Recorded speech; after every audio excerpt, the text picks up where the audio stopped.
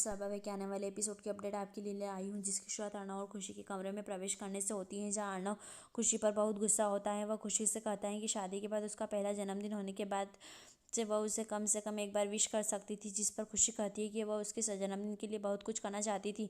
वह आगे कहती है कि उन्होंने खाने, साज सज्जा और हर चीज़ का इंतजाम किया था। खुशी तब भावुक हो जाती है और अर्णव से कहती है कि वह उसके लिए बहुत बदल गई हैं। क्या वह एक दिन के लिए भी उसके साथ अपनी खुशी साझा नहीं कर सकता। दोनों एक दूसरे को घूरते हैं। खुशी कहती है कि शायद वह उससे बहुत ज़्यादा उम्मीद करती हैं। वह चली जाती है और अर्णव निराश और गुस्से में अब कमरे में अकेला रह जाता है। अर्णव को छोड़कर वह सब डाइनिंग टेबल पर हैं। खुशी भोजन लाती है और फिर से गंभीर दिखती हुई चली जाती है। मामी उसकी देखभाल करती है और कहती हैं कि सबने ठीक वही किया जो उसने उन सभी को करने के लिए कहा था।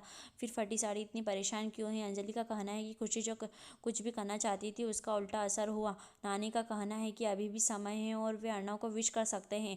अर्णव मेज पर बैठ जाता है और सभी उसे बधाई देने लगते हैं। अर्णव सभी को धन्यवाद देता है लेकिन खुश नहीं है। खुशी फिर से वहां आती है और परेशान दिखती है। अर्णव उसकी ओर देखता है और तभी नानी खुशी को बैठने और खाने के लिए कहती है, जिस पर वह कहती है कि उसे भूख नहीं है और वह चली जाती है। नानी अर्णव की ओर मुड़ती है और कहती है कि उसने सही काम नहीं किया, क्योंकि खुशी ने उसके लिए बहुत योजना बनाई थी, लेकिन आभारी होने के बजाय वह खुशी पर गुस्सा हो गया। अर्णव उठता है और चला भी जाता है। अर्णव पुल के किनारे खड़ा होता है और आकाश वहां आता है और पूछता है कि लड़ाई खत्म हुई या नहीं, जिस पर अर्णव कुछ नहीं कहता। आकाश तब कहता है कि लड़कियां इतनी अजीब हैं क्योंकि वे हर कुछ दिनों को याद करती हैं, जैसे कि जब वे मिले थे उस दिन उन्होंने क्या किया था, और फिर पुरुषों से अपेक्षा करती हैं कि वे न केवल ऐसे दिनों को याद रखें बल्कि उन्हें मनाएं, और यह उनका प्यार दिखाने का एक तरीका है। अर्णव आकाश को देखता है और वह कहता है कि महिलाओं के बिना पुरुष कुछ भी नहीं है, और अगर वे उनसे प्यार नहीं करते हैं तो पुरुष बहुत अकेले होने वाले हैं।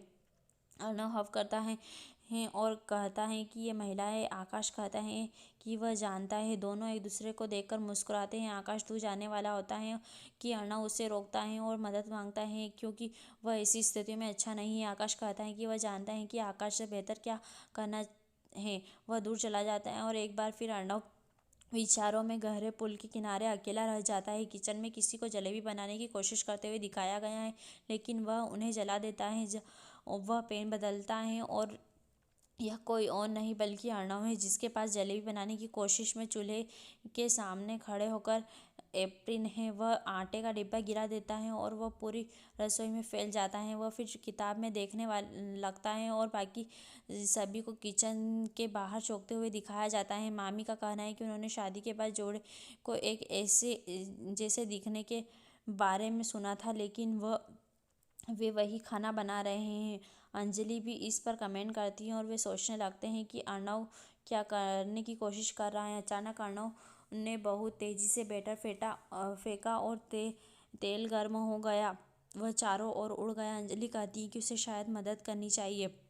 आकाश उसे रोकता है और कहता है कि यह पति पत्नी के बीच है और उन्हें इसे रहने देना चाहिए। कुछ मिनट बाद फिर वही जगह दिखाई जाती है। अर्णव अपने माथे से पसीना पोंछता है और सभी को अर्णव की उपलब्धि पर गर्व से रसोई के बाहर दिखाया जाता है। देर रात हो चुकी है और खुशी अपने कमरे के दरवाजे खिड़की के पास खड़ी दिखाई देती है। अर्णव वहाँ ट्रॉली लेकर आता है और खुशी को अपनी ओर खींचता है।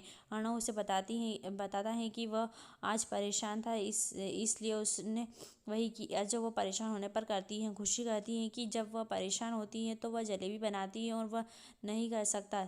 वह तब समझती हैं और पूछती हैं कि क्या अर्णव ने जलेबी बनाई है। वह उसे भेड़ बकरियों से देखता है और प्लेट से ढक्कन उठाता है। थाली में जली हुई जलेबी है और खुशी मुस्कुराने लगती है और कहती है कि वे बहुत अच्छी लग रही है। अर्णव एक को लेने ही वाला होता है, लेकिन खुशी उसे रोक देती है और फिर एक मोमबत्ती लेकर आती है। वह इसे जलाती है और अर्णव से कुछ मांगती है और फिर उसे उड़ा देती है। अर्णव अपनी आंखें बंद करता है, मोमबत्ती फूंकता है और खुशी हैप्पी बर्थडे टू यू गाना शुरू कर देती है। वह खुशी को जलेबी का एक टुकड़ा देता है और वह मुस्कुराती है। वह कहती है कि यह वास्तव में अच्छा है। खुशी अर्णव को काटती हैं जब अर्णव कहता है कि ठीक है, अगर वह थोड़ी सी चीनी खा ले। अर्णव को जलेबी का स्वाद पसंद नहीं है और पूछता है कि खुशी को यह कैसी लगी। और खुशी गर्व से कहती है कि उसने इसे बनाया, इसलिए वो यह बहुत पसंद आया। अर्णव को तब अपने सटीक शब्द याद आते हैं जब उसने हाल ही में शादी के बाद पहली बार RM में प्रवेश करने के बाद खीर बनाई थी। अर्णव खुशी की ओर बढ़ता है और कहता है कि उसे खेद है। उसने उसका हाथ पकड़ लिया। खुशी कहती है ठीक है।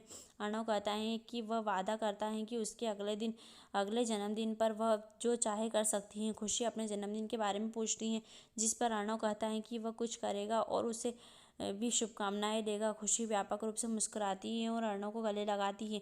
वह फिर उसे बताती है कि जब वे इस तरह लड़ते हैं तो उसे यह पसंद नहीं है, जिस पर अर्णव कहता है कि उसे यह पसंद नहीं है कि माफ़ी मांगने के लिए उसे जलेबी बनानी होगी। इसके बाद अर्णव अपना उपहार बहुत ही प्यार से मांगता है, जिस पर खुशी कहती है कि वह कैसे भूल सकती है और उसने उससे पहले कहा था कि धैर्य अच्छा है। वह उसका उपहार लाती है और अर्णव उसे खोलना शुरू कर देता है जब खुशी उसे रोकती है और कहती है कि वह उसे इसमें देखना चाहती है और उसे बाथरूम में के दरवाजे की ओर धकेलती है। खुशी बाहर इंतजार कर रही है जब अर्णव बाथरूम से चिल्लाता है कि उसे नहीं लगता है कि वह इसमें फिट हो सकता है।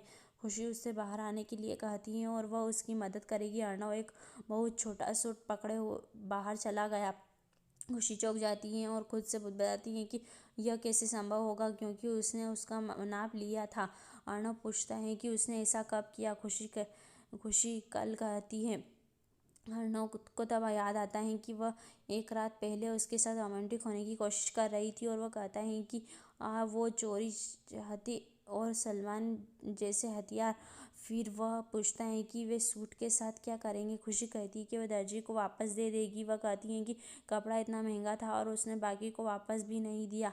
अर्णव तब कहता है कि यह बचे हुए कपड़े से ही बना है। खुशी फिर दर्जी को बदनाम करने लगती है और अर्णव उसे रोकता है और कहता है कि क्या वह कुछ भूल तो नहीं रही है। खुशी आगे बढ़ती है और अर्णव को गाल पर किस करती है, उसे जन्मदिन की शुभकामनाएं देती है और बैकग्राउंड में रब्बावें बजने लगती हैं। अर्णव उसके गाल पर भी किस करता है और कहता है कि वह सही कह रही थी कि धैर्य ही हर चीज़ की कुंजी है। वह खुशी को उठाता है और बिस्तर की ओर बढ़ते हैं।